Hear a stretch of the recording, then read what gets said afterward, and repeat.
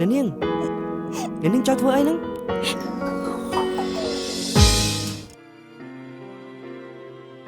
ព្រោះតែផលប្រយោជន៍របស់គេហ៊ានយកចុងបិចមួយដើមមកបំផ្លាញគេឈ្មោះអ្នកដទៃដោយមិនគិតអ្វីសោះនោះតើនាងចាំបាច់គិតពីពាក្យអត់ប្រយោជន៍របស់គេធ្វើអីមិនចាត់ទុកថាគេច្រៀងឲ្យយើងស្ដាប់វិញទៅ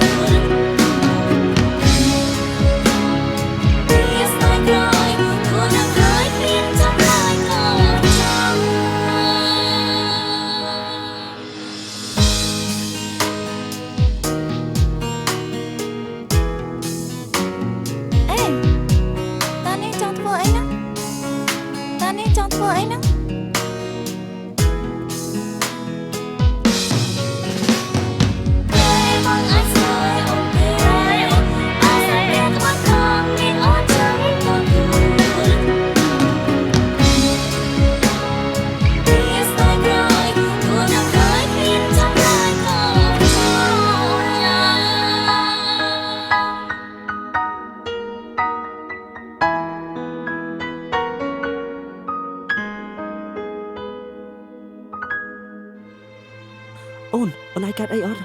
អូនអត់អីទេតែមានគេចង់លោសម្រាប់ខ្លួនប្រាំង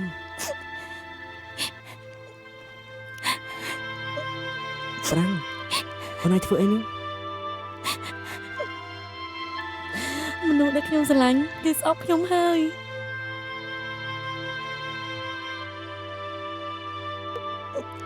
គេមិនត្រូវការអូនតែនៅមានបងស្រឡាញ់អូន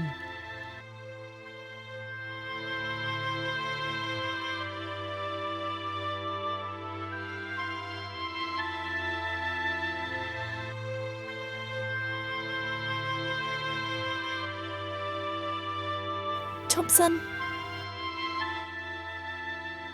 បើគ្មាននារីម្នាក់នោះតើបងស្រឡាញ់អូនទេបើគ្មានគេបងនឹងស្រឡាញ់អូន